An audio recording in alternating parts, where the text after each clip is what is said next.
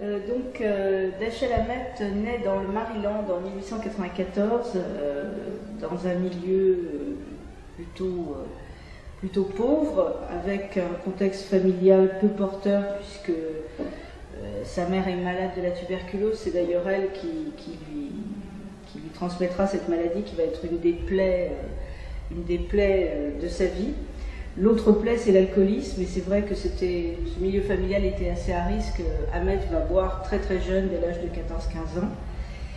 Que dire il quitte l'école assez tôt, je pense à peu près à cet âge-là, et il va faire un certain nombre de métiers, son grand intérêt, garçon de course, que sais-je, et puis très vite il va être embauché à la Pinkerton.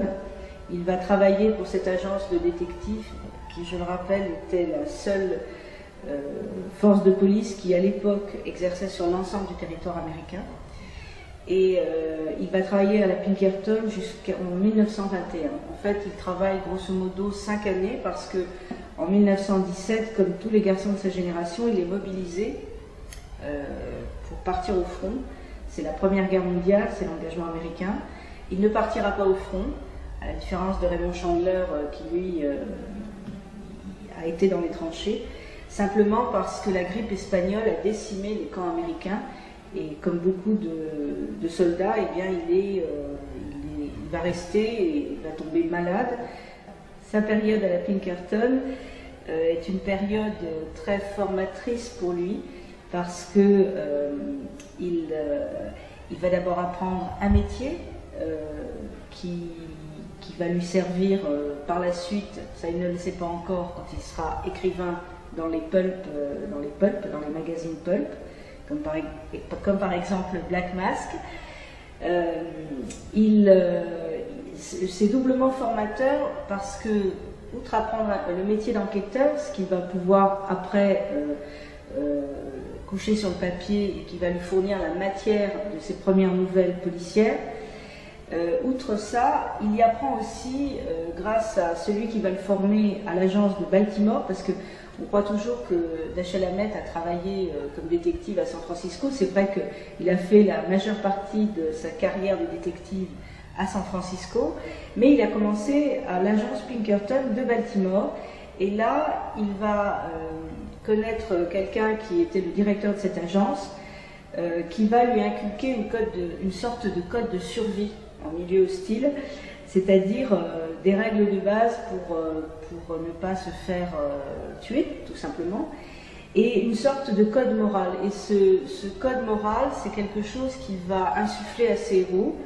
Alors Sam Spade dans le Faucon Maltais, certes, qui est un détective privé avec sa propre agence, mais surtout l'agent de la Continental, ce fameux Continental Hop, qu'on va retrouver non pas dans les 50 nouvelles qu'il a écrites, mais dans une bonne partie des nouvelles, peut-être, je ne sais pas, la moitié à peu près.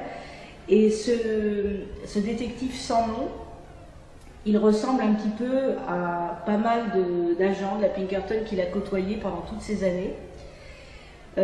C'est pour ça aussi que quand on découvre son premier roman, Moisson Rouge, qu'il a publié d'abord dans Black Mask en 1927 et 1928, et qu'il sortira chez Knopf, chez son éditeur new-yorkais, qu'en 1929, il y est beaucoup question d'une chose qui était attachée à la fois à l'époque, mais aussi à la sinistre réputation qu'avaient les Pinkerton dans les années 20, qui était celle d'être une sorte de force d'appoint pour les usines, ou pour en tout cas les usines, pour briser les grèves. Ils avaient cette réputation de briseurs de grève, et c'est pour ça que dans Moisson Rouge, il est question au tout début du roman d'une situation quand le détective Continental Hop arrive à Butte, dans le Montana. Alors dans le roman, il n'est pas question de Butte, mais il est question d'une ville imaginaire qui s'appelle Poisonville, sauf que cette ville se trouve, c'est une ville minière comme Butte, et ça se trouve également comme Butte dans le Montana.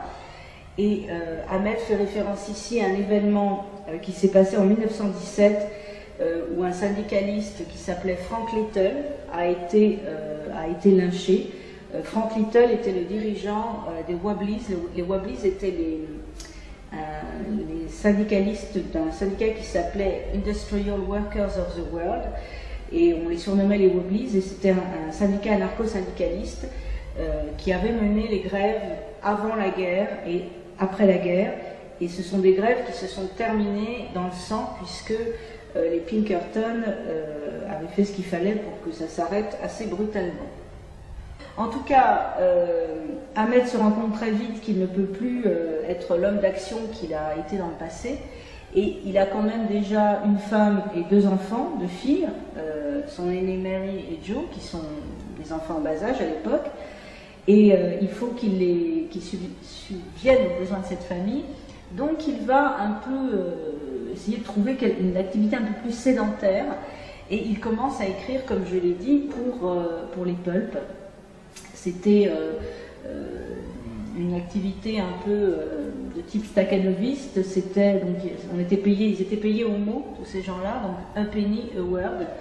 Et il a de la chance parce que très vite il va écrire dans Black Mask, à partir de 1922, sa première nouvelle, et il a une chance, c'est de rencontrer celui qui dirige Black Mask à l'époque, qui s'appelle Joseph Shaw, et ce rédacteur en chef va avoir une importance capitale dans le devenir et de sa revue qu'il dirige d'une main de fer, mais aussi pour tous les gens qu'il va engager, les écrivains, qui seront tous des écrivains qu'on va retrouver après en France dans la série noire, après 1945, parce que va se créer autour de ce rédacteur en chef une école qu'on appelle l'école des Duracures, une école d'écriture, la Hard-Boiled School.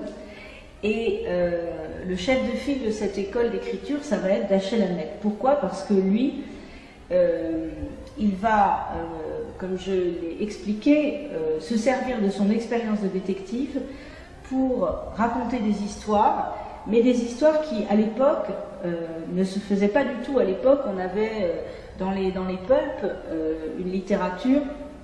Alors, pour une part, il y avait des histoires d'amour, il y avait des westerns, et il y avait des histoires policières, mais des histoires policières qui étaient très inspirées de ce qu'on connaissait à l'époque, c'est-à-dire du whodunit, des mystères à résoudre.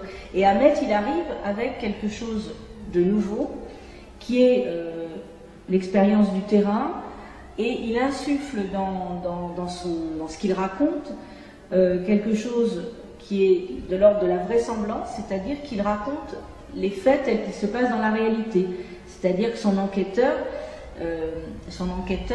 parle le langage qu'on parle dans la rue, il met de l'argot, ce qui est quand même totalement novateur à l'époque, et Joseph Shaw, le rédacteur en chef, commence à dire aux autres, à tous les écrivains qu'il a embauchés dans cette revue, je voudrais que vous écriviez comme ce type-là, c'est-à-dire qu'il va se rendre compte très vite que l'apport de Hammett, c'est pas seulement ce qu'on a pu dire, un style nerveux, des phrases courtes, une sorte de ce que Hammett va définir plus tard comme le tempo, le rythme de son récit, mais également des thématiques nouvelles.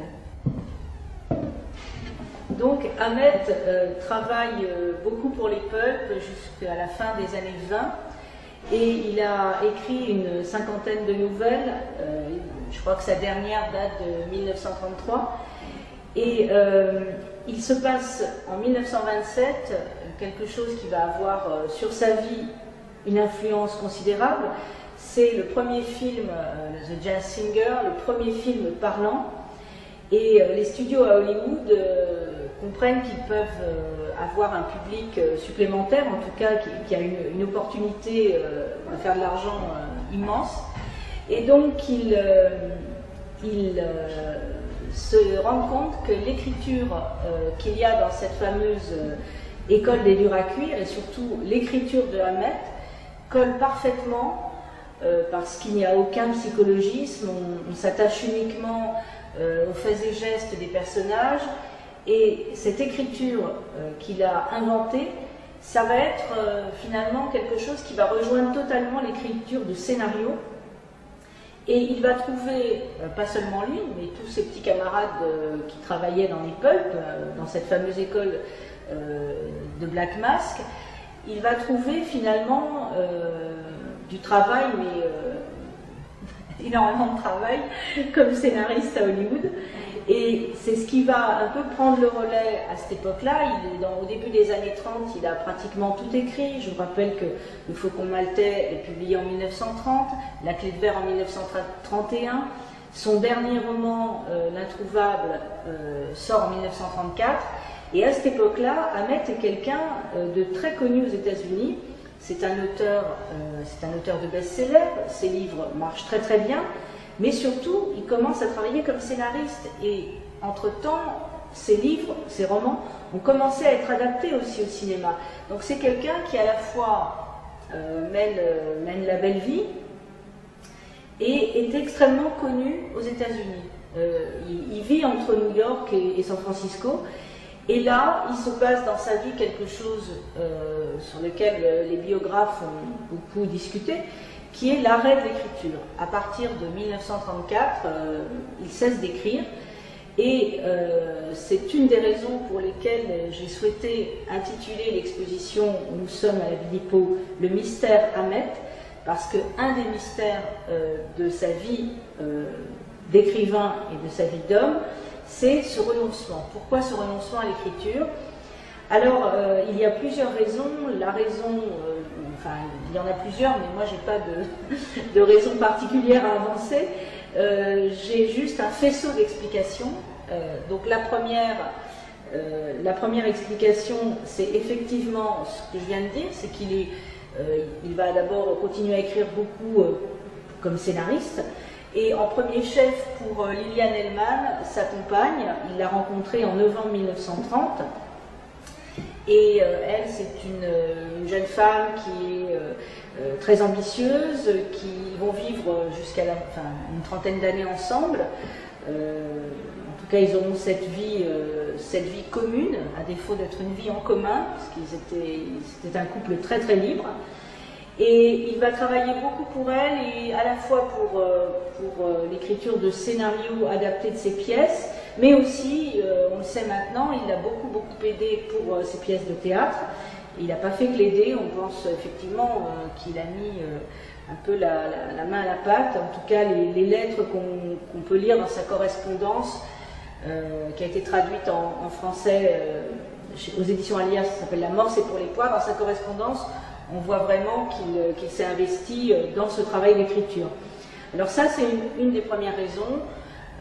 Après, on peut effectivement mettre en avant la maladie. La tuberculose a vraiment pesé beaucoup dans sa vie. L'autre maladie qu'il avait, c'était quand même son alcoolisme. C'était un grand alcoolique, donc il fumait beaucoup. C'est quelque chose qui, je pense, l'empêchait littéralement. Et l'autre chose qu'on peut peut-être, pour des raisons historiques, mettre en avant, c'est qu'à partir de 1935, Dashiell Hamet va s'investir beaucoup dans le combat politique. C'est un homme de gauche, il vit avec quelqu'un Liliane Hellman, qui est au Parti communiste américain. Donc il va être un compagnon de route du Parti communiste américain. Dès 1935, qu'est-ce qui se passe? Il y a l'engagement des intellectuels américains aux côtés des républicains espagnols. Donc c'est la guerre d'Espagne. Hemingway va partir, Hamet veut partir combattre dans le bataillon Abraham Lincoln, mais on lui dit non, reste là, tu nous es plus utile sur le sol américain parce que tu es connu et tu peux être le porte-drapeau, tu peux être celui qui va permettre de ramasser de l'argent pour soutenir la cause antifasciste. Le combat antifasciste continue avec la montée du nazisme, et puis un des grands combats de Hamet, c'est quand même le combat pour les droits civiques qui démarre dans les années 30 et qui ne s'achèvera qu'au début des années 60. Donc le macartisme, c'est une période sombre de l'histoire américaine qui commence en 1947 et qui va très vite s'attaquer au milieu intellectuel de la Californie, comme si c'était une sorte de revanche de l'Amérique profonde sur ces gens qui font un peu n'importe quoi en Californie. Et il va y avoir un procès retentissant à cette époque, on va appeler cette affaire les 10 de Hollywood. En fait, 10 scénaristes et réalisateurs de films sont soupçonnés d'avoir des sympathies communistes et vont partir en prison. Et c'est le début d'une ce qu'on a appelé la chasse aux sorcières, une période difficile, 51, peut-être le pic de cette période avec l'affaire des Rosenberg. Je vous rappelle que les époux Rosenberg étaient soupçonnés d'espionnage au profit de l'Union soviétique et ils seront exécutés en 1953. Et justement, entre 51 et 53, ce sont les périodes où Dash Alamet va être très inquiété, même plus qu'inquiété, au cours de 2 procès retentissants. Le premier où on lui demande de donner des noms, puisqu'il était depuis la fin des années 40 le président du Civil Rights Congress de New York, donc le congrès des droits civiques, et qui était une organisation communiste dont la principale fonction était de récupérer de l'argent auprès des sympathisants pour pouvoir payer les cautions des militants quand ceux-ci étaient arrêtés. Et en 1951, Ahmet est convoqué devant ses juges et on lui demande de donner des noms, ce qu'il refuse de faire, simplement parce que son éthique personnelle faisait que dans sa logique à lui, on n'était pas un délateur, on ne donnait pas des noms. Et il va marteler cette phrase qui apparaît dans les minutes des procès, en martelant I decline to answer, donc je refuse de répondre. Il se retranche derrière le 5e amendement de la Constitution américaine qui permet de ne pas témoigner contre soi et qui le protège. Et comme il refuse de donner des noms, eh bien, il va être condamné à 6 mois de prison. Il va partir effectuer ces 6 mois de prison. Il n'en fera que 5 effectifs. On va le relâcher un mois plus tôt pour bonne conduite. Mais c'est quelque chose qui va le marquer, pas seulement psychologiquement, mais physiquement, puisqu'il va sortir de prison très affaibli, très amaigri. Et il lui restera quand même une dizaine d'années à vivre qui ne vont pas être les meilleures années de sa vie, parce qu'en plus il est ruiné, le fisc américain, comme punition suprême, lui est tombé dessus, si je puis dire, et va lui réclamer 140 000 $ d'arriérés d'impôts. Et en 1953, cela recommence, puisque là c'est la commission sénatoriale dirigée par Joseph McCarthy. Donc ce sénateur va donner son nom à cette période, le McCarthyisme. Et McCarthy, là, l'interroge sur le fait que ces livres sont présents dans les bibliothèques du département d'État américain. Le département d'État, c'est le ministère des Affaires étrangères. Et il existe par le monde un certain nombre de bibliothèques. Et dans ces bibliothèques, il y a des ouvrages écrits par des romanciers, par exemple comme Howard Fast, qui est un romancier, un scénariste assez connu, communiste, et lui aussi va partir en prison.